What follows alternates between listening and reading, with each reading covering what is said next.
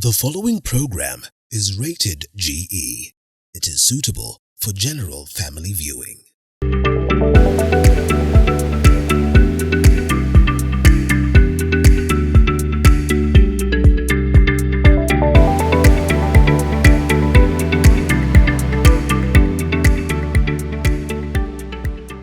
My name is Ayub Maingi. I'm a director at Vision Africa Housing Cooperative. I'm also the chairman of the board of directors. Generally, we deal in affordable housing. It's a farm that we started in 2016. Actually, it came to give a solution to a problem that we had in our sister company, which is a SACCO, which is used to do savings and credit to our members. So generally in housing, we used to give our members loans to go and acquire homes or properties in real estate. But simply because of they were not in a position to do a proper due diligence when they are buying the land, in many scenarios we had an issue with the non-performing loans because the money that we give them, they have been squandered in one way or the other. So by that fact, for losing the money, we had an issue in our loan portfolio. So as the board, we decided that it's a problem that we are having and we need to give it a solution.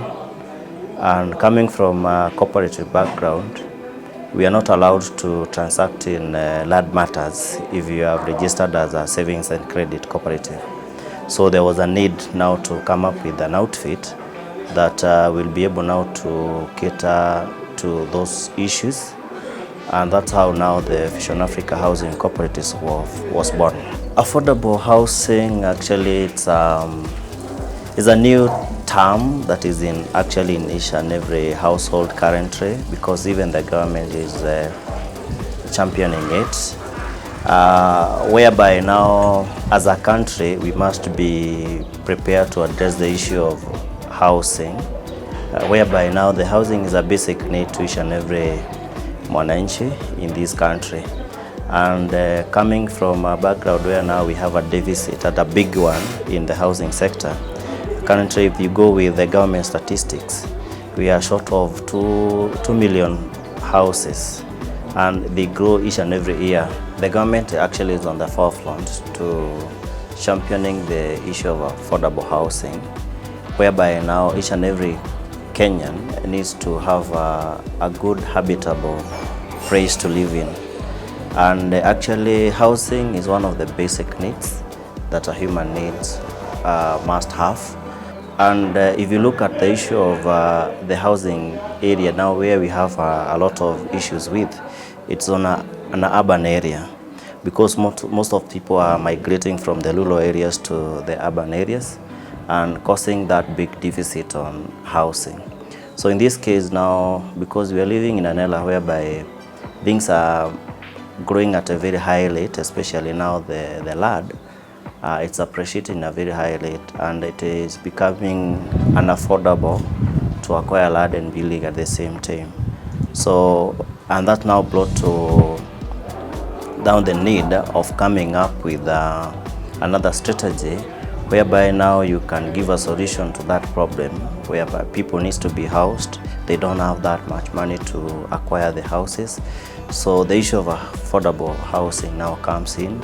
Now, where you need now to build a house that has almost all the features that a normal house has, like the water, electricity, and also it's habitable for human being to live in, because we are not an island and we must adhere to the UN habitat, the regulations or requirements.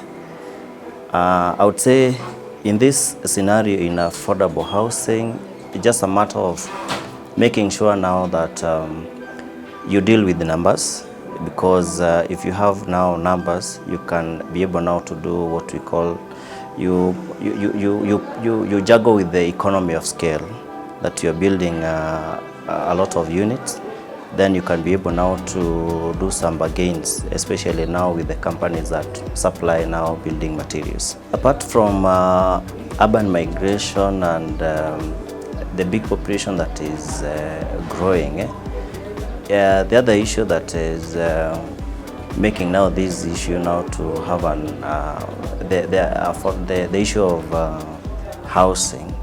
It's also about now the issue of lack of the land in urban areas, and the land is scarce because it's the only commodity that doesn't grow, but the demand goes high, and that's the reason why the price of the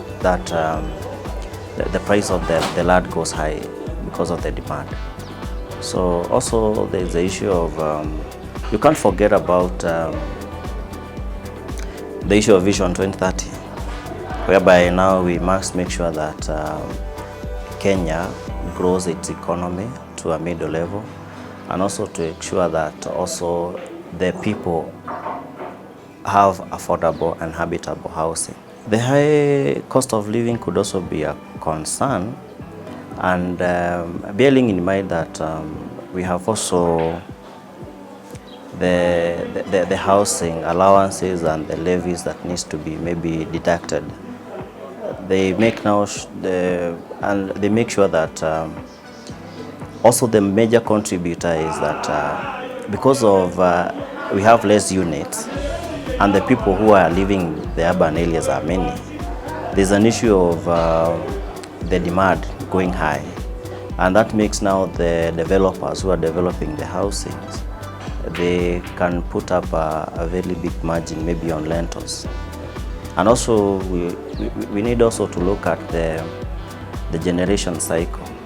The generation that we are having currently, they are more of owning homes if you compare to the previous generation of maybe the generation of 1960s to 1980.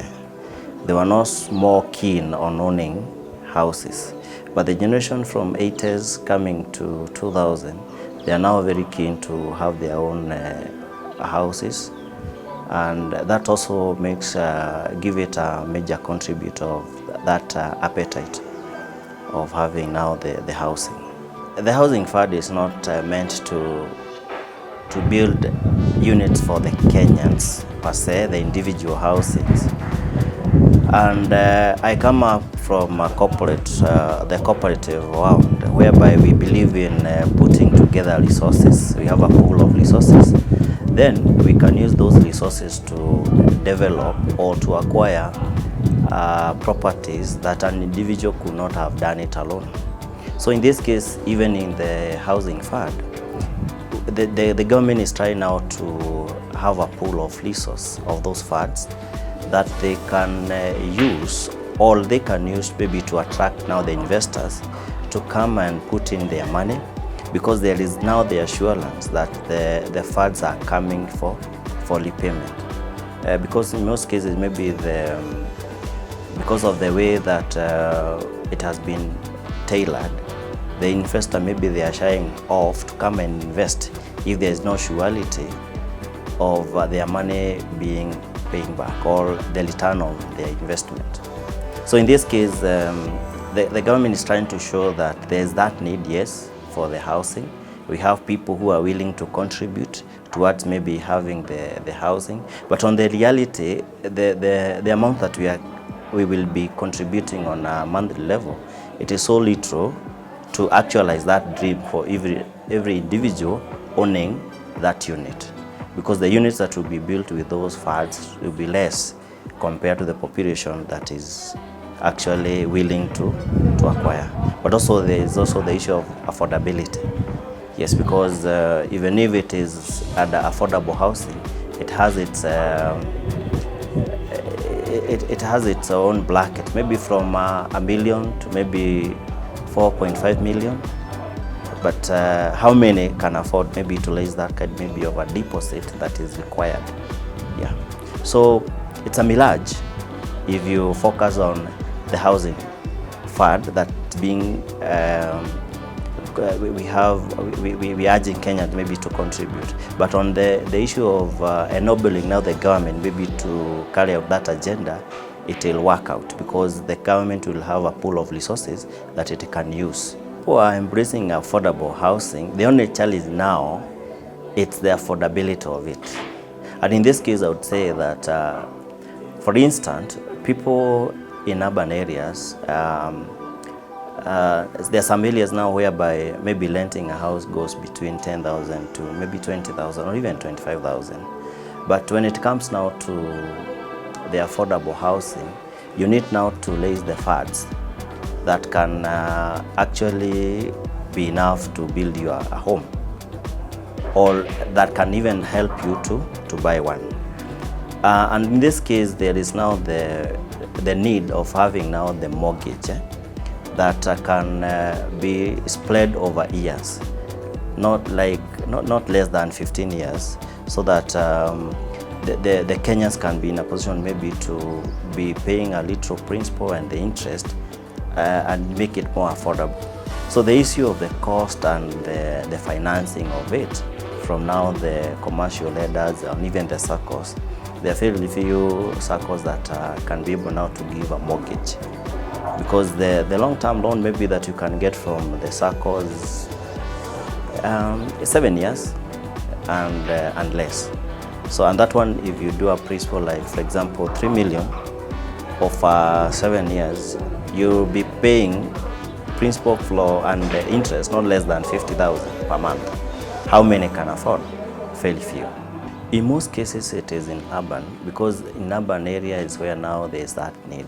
In rural areas, there's not that big need for the housing. Because the population is densely concentrated in urban areas, and also because of the issue of the devolvement of the government, even in other urban towns, there's that need of affordable housing. So it's a big area that needs to be looked from the point of financing of it, how the people will acquire it. We need, it's a broader thing that needs even the government to come in and come up with the mechanism that will help now the common mwananchi to get those units affordably. Because the issue is, how will that unit be paid off? Because at the end of the day, whether you are given a loan, you are the person to repay that, depending on the time that you be given. So that affordability of the principal that you're paying plus the interest, it should be more affordable to a point it will be like you are paying rent to that house. You are renting to own.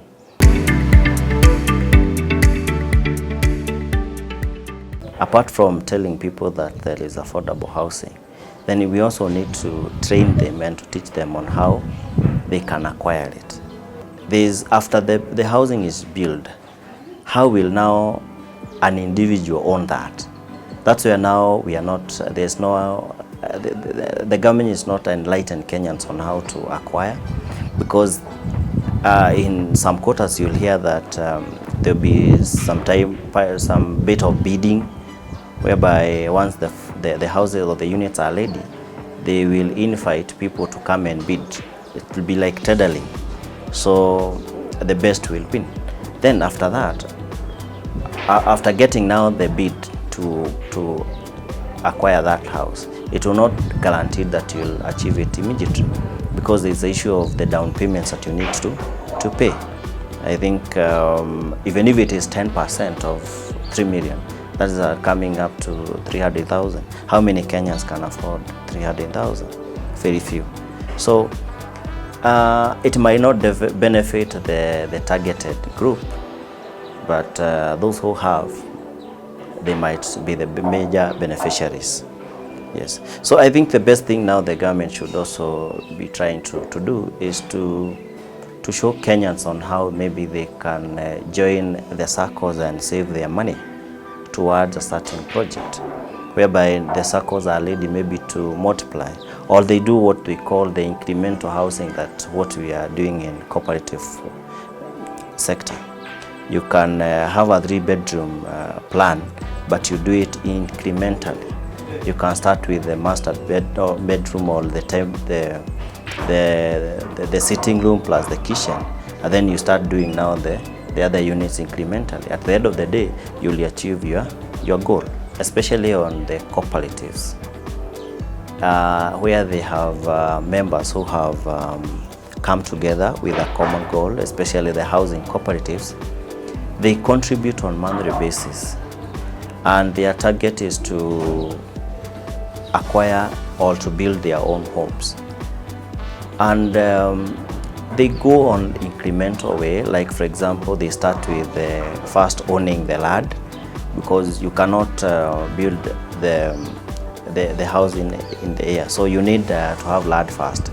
So we might say that the first phase will start with identify the area that we acquire land, we subdivide to the members who are willing to join that project. So once you achieve that one, you go to the next one on contributing money to start now building the house. And in this case, I've said, even if the members don't have the whole 3 million, we can have the plans first, and then we do what we call the incremental building. For instance, you can start with the sitting room and the kitchen.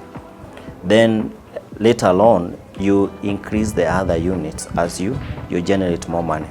Or on the other hand, you can ask them join the circle, whereby they will get the loan, maybe $1 million or 1.5, that will be spread within 4 or 5 years for repayment plan. And that money, if they put together now using the economy of scale, the housing cooperative now can develop those units affordably, because there will be the economy of scale. They can negotiate with the suppliers of building materials to get a discount, and also in the land, when you're acquiring the land, you benefit from mass discount, because you are purchasing large chunks of land, and in this case you can negotiate well with the person who is selling now that land and get a big discount, which on hand it will be transferred now to the members. So in this case, the private sector is helping the government to achieve, because also there's the issue of the bank financing, and you'll bear me witness that no bank will finance a house if that house is not ready, it doesn't have a title deed. So the first thing, you need that house to be in place, so that now the bank can come in and finance that house.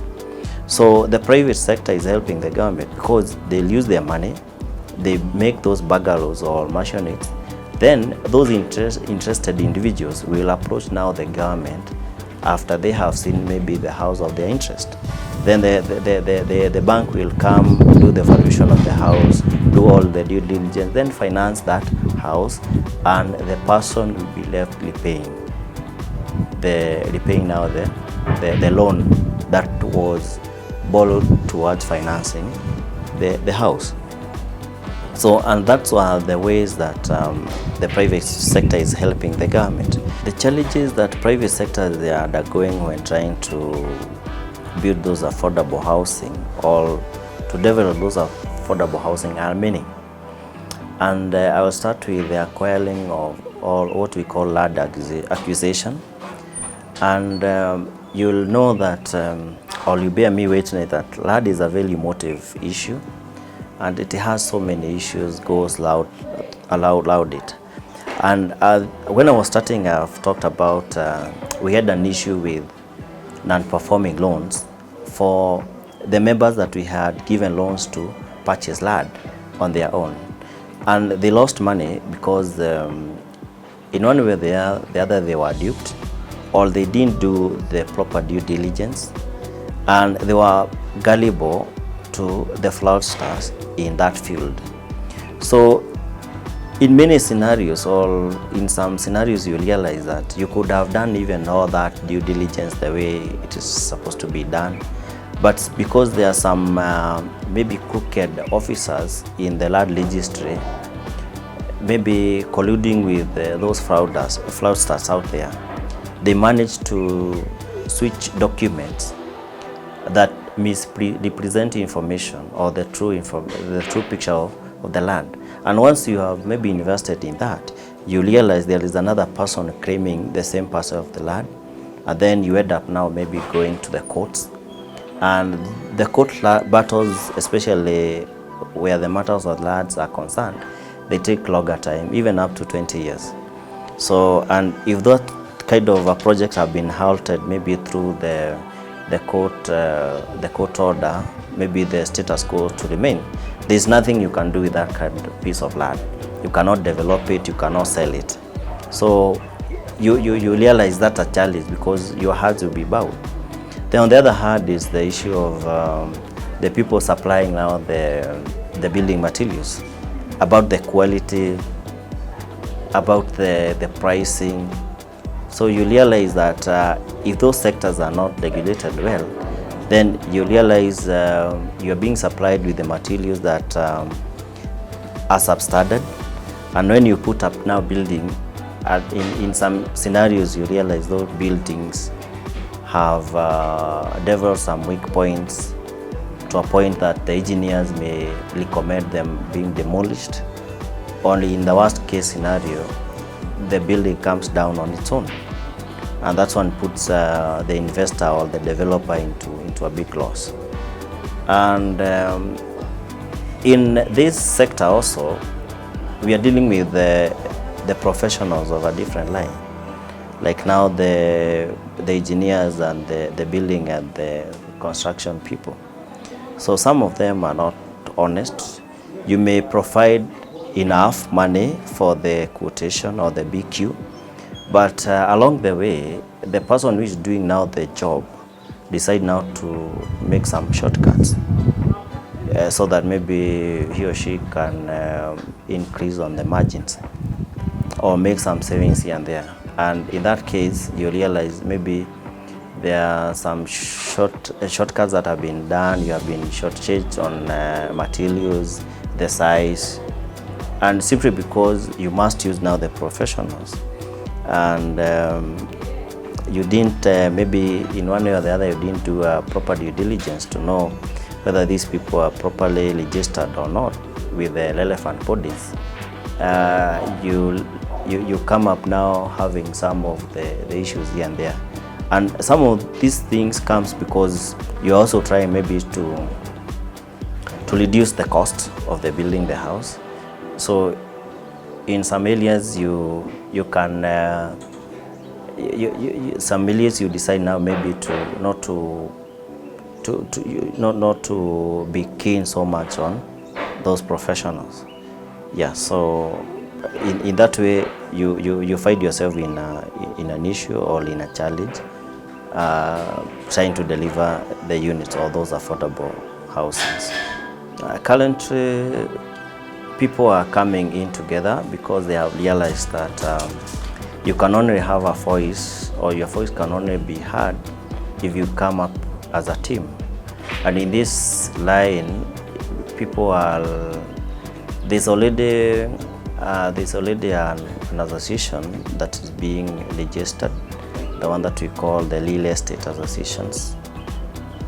And this real estate association, it's for all the people who are dealing with real estate in Kenya. And the reason why they are coming together is so that they can be able now to voice their issues together as an association. And in that scenario, the government will be able now to listen to you. And like when you go alone, my parting shot, I would encourage Kenyans to continue focusing on in their dreams, and they can the best way they can do it is to join a scheme or a society that can be able now to save their savings regularly. It doesn't matter how small. You can even start with 1,000 a month. and especially in SACCOs, you are guaranteed that if you save 1,000, they'll give you a return of ×3. And especially if you are doing now the asset financing, or you are buying a house, you'll be getting a ×5 of it. So, and I would say this because the SACCO has also come up in a big way to ensure that it is protecting the issues of the Kenyan savers, and they'll be able now to achieve their dreams or achieve their goals through that small steps they are taking to ensure that each and every day they are saving on their goals. So I would urge them not to tire, even if there are so many challenges out there. One day things will be okay, and the things in the industry will be straightened, and the industry will be able now to deliver to their expectation.